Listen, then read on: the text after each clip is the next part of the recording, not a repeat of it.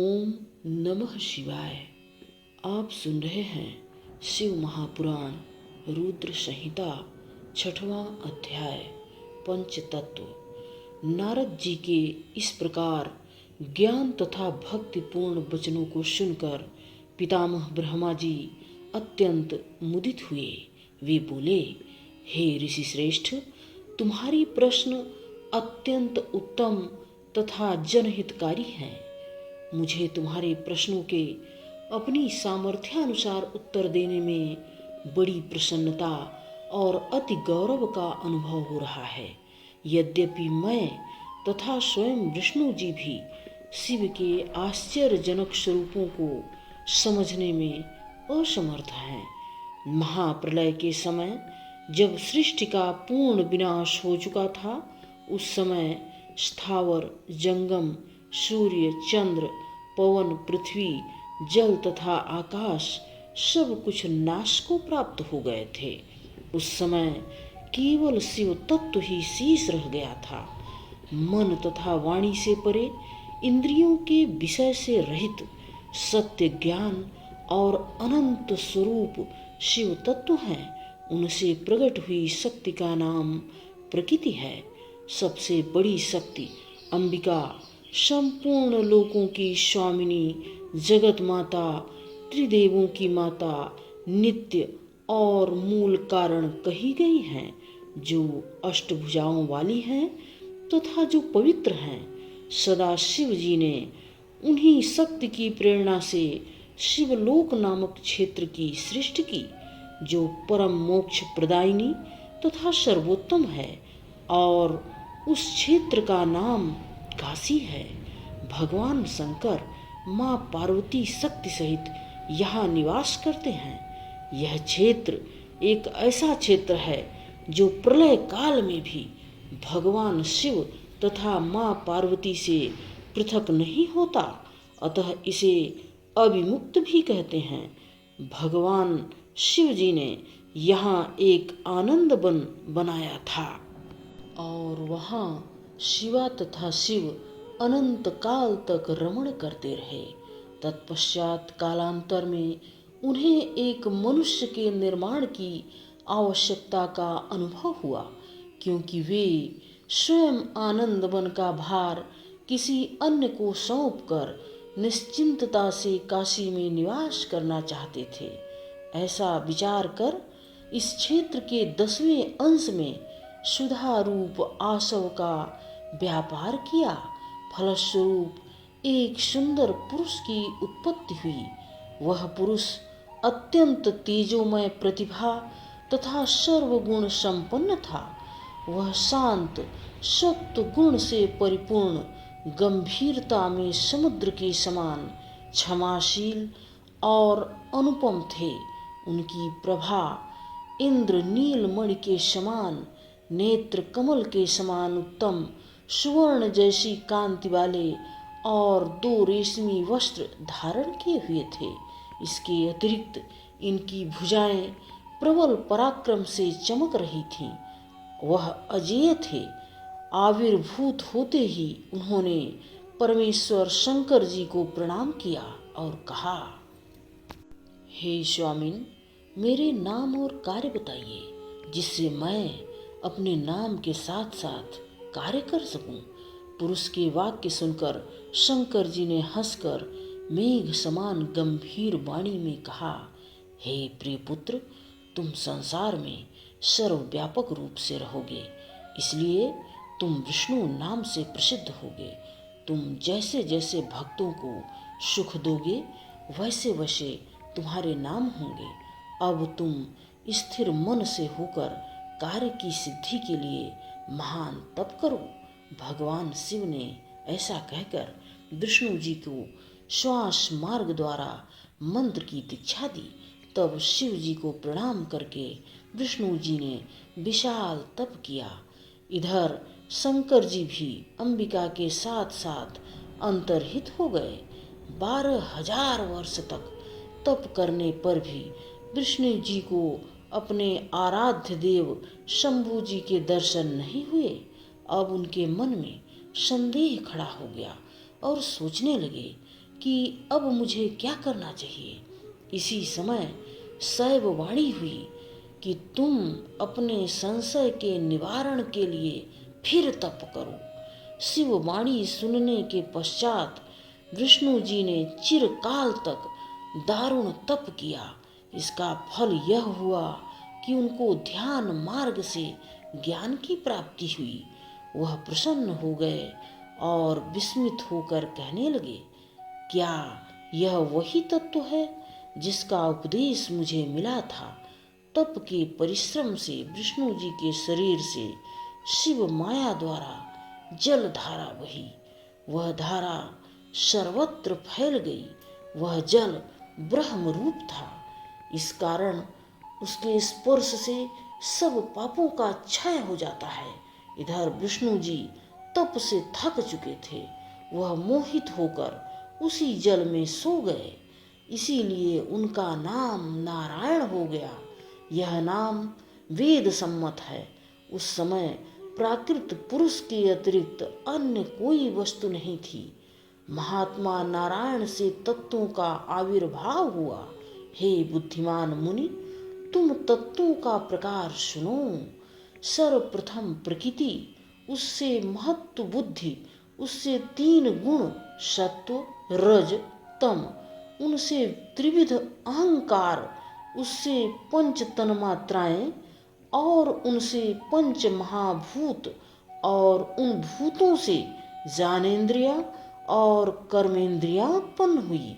इस प्रकार इन 24 तत्वों की उत्पत्ति हुई। प्रकृति और पुरुष के बिना यह तत्व जड़ है। शिव जी की इच्छा से विष्णु 24 तत्वों को लेकर ब्रह्म रूप जल में जाकर सो गए। सप्तम अध्याय ब्रह्मा जन्म। ब्रह्मा जी ने कहा, भगवान नारायण के सो जाने पर उनकी नाभि से शिव की इच्छा द्वारा एक उत्तम और विशाल कमल सहसा प्रकट हुआ। उसकी अनंत डंडियां थीं। उसकी द्युति कनेर जैसी थी। वह अनंत योजन लंबा और ऊंचा था। करोड़ों सूर्यों के समान चमकदार था। वह सुंदर तत्वों से युक्त, दर्शनीय और अद्वितीय था। तब भगवान शंकर ने पार्वती के साथ पूर्व के समान प्रयास करके अपने दक्षिण अंग से मुझे उत्पन्न किया। शंकर जी अपनी माया से बाज नहीं आते थे। हे मुनिश्रेष्ठ, उन्होंने शीघ्र ही मुझे अपनी माया से मोहित किया और खिलवाड़ के साथ मुझे विष्णु जी के नाभि कमल से उत्पन्न करा दिया। इस प्रकार मैं नाभि कमल से उत्पन्न हुआ हूँ। मेरा वर्ण लाल है।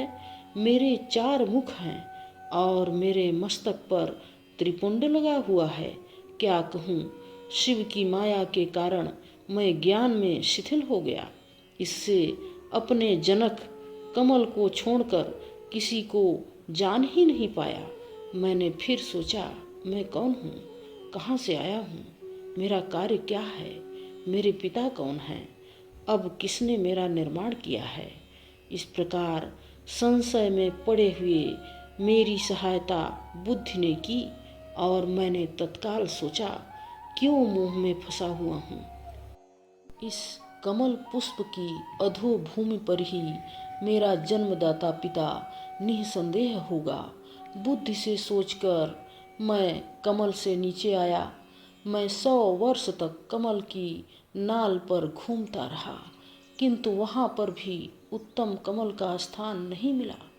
फिर मैंने कमल पर पहुँचने की उत्कंठा की। हे नारद, मैं नाल के मार्ग से फिर कमल पर चढ़ आया, पर मुझे कमल की कली प्राप्त नहीं हुई। फिर मुझे नाल मार्ग से घूमते 200 वर्ष निकल गए। तब मैं वहाँ पर एक क्षण में मोह से मोहित हो गया। उसी समय आकाशवाणी हुई कि तप करो, शिव की इच्छा से आपका मोह नष्ट होगा। ब्रह्मा जी ने आकाशवाणी सुनकर अपने पिताजी को जानने के लिए 12 वर्ष का घोर तप किया। उसी समय 4 भुजा वाले सुंदर नेत्र वाले भगवान विष्णु मेरे ऊपर अनुग्रह करने को शीघ्र प्रकट हुए। वे चारों करों में शंख, चक्र, गदा और कमल धारण किए हुए थे। उनका देह मेघ के समान श्याम था। वह पीताम्बर धारण किए हुए थे। वह मुकुट और कुंडलों से अलंकृत थे। उनका मुख कमल जैसा विकसित था। उनका सौंदर्य करोड़ों कामदेव के समान दीप्त था। मैं उनको देखते ही मोहित और विस्मित हो उठा, किंतु शिव जी की माया के वशीभूत होने के कारण और उनको अपना जनक समझकर उनसे पूछा कि तुम कौन हो। तब भगवान विष्णु ने आशीर्वाद दिया और बोले कि तुम्हें निर्भय रहना चाहिए, क्योंकि मैं तुम्हारी समस्त मनोकामनाओं को फलीभूत करूँगा। ब्रह्मा जी ने कहा, हे मुनियों में श्रेष्ठ नारद, मैंने भगवान विष्णु के ऐसे परम सहानुभूतिपूर्ण वचन सुने तो मैं बोला कि तुम तो मेरे साथ शिष्य जैसा व्यवहार करते हो। क्या तुम इस बात से अनभिज्ञ हो कि मैं स्वयं इस सृष्टि का कर्ता, प्रकृति का संचालक तथा विश्व के संसार का कारण हूँ। इसलिए वेद मुझे स्वयंभू, स्वराट, मर्मेष्ठी और सर्वोत्तम पुकारते हैं। हे नारद, यह सुनकर भगवान विष्णु को क्रोध आ गया और वे क्रोधावेश में ही मुझसे कहने लगे, मुझे ज्ञात है कि तुम सृष्टिकर्ता हो, किंतु तुम्हारा जन्म मेरे ही इस अविनाशी शरीर से हुआ है। मैं तुम्हें भली भांति जानता हूँ। तुम मेरी नाभि से उत्पन्न हुए हो, परंतु माया के आवरण के कारण तुम्हें अभी ज्ञान के प्रकाश ने पूर्ण रूप से प्रकाशित नहीं किया है। ध्यान देकर सुनो, मैं ही समस्त देवताओं का ईश्वर हूँ। सबका कर्ता, भरता, हरता एकमात्र मैं हूँ। मैं सर्वव्यापी हूँ, विश्व नियंता, पर ब्रह्म और परम तत्व हूँ। ये सारा जगत मुझ में ही स्थित है। तुम्हें मेरी शरण में आने के पश्चात ही सर्व सुख मिलेगा, तभी तुम्हारा प्रत्येक स्थिति में भला होगा। ब्रह्मा जी विष्णु के इस प्रकार के वाक्य सुनकर क्रुद्ध होकर उनसे बोले, तुम कौन हो? इस प्रकार डांटा। फिर विधि ने माया पास में पकड़कर नारायण से कहा, तुम निरर्थक और असत्य वचन बोल क्यों रहे हो? तुम ईश्वर नहीं हो, तुम्हारा कोई न कोई करता है। शंकर जी की माया में फंसकर मैंने विष्णु जी के साथ प्रलय समुद्र के भीतर भयंकर युद्ध भी किया। उस समय रजोगुण के कारण दोनों में शत्रुता उत्पन्न हो गई थी।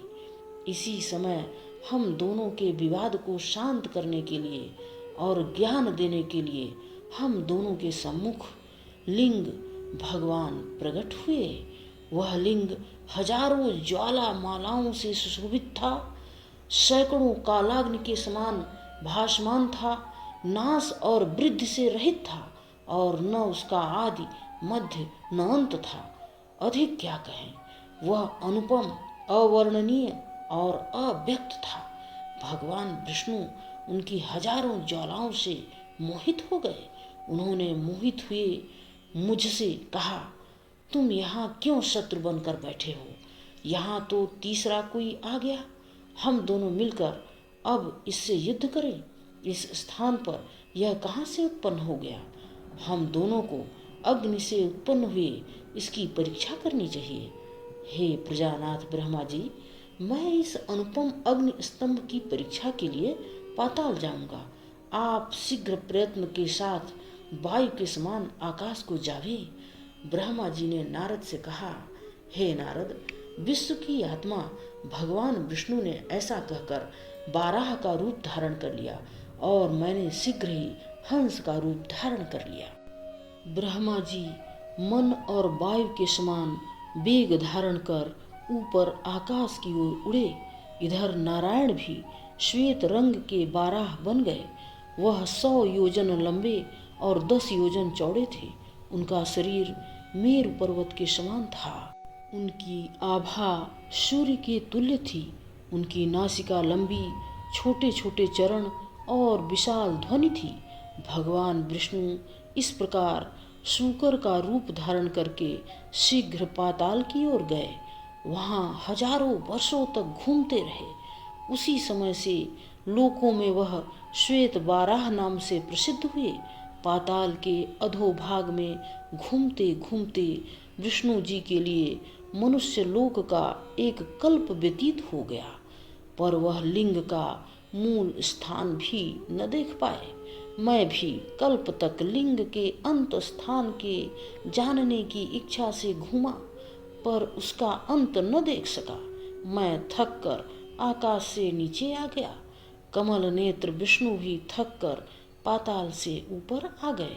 नारायण और ब्रह्मा जी ने अपना चित्त स्वस्थ करके शंकर जी को प्रणाम किया और कहा, हम दोनों आपके रूप को नहीं जान पाए। आप जो कोई भी हो वह है ही। हे महेश, आपको हमारा प्रणाम है। आप शीघ्र हमको दर्शन दीजिए। आश्चर्य इतना है कि शंकर जी को प्रणाम करते हुए हम दोनों के सैकड़ों वर्ष व्यतीत हो गए।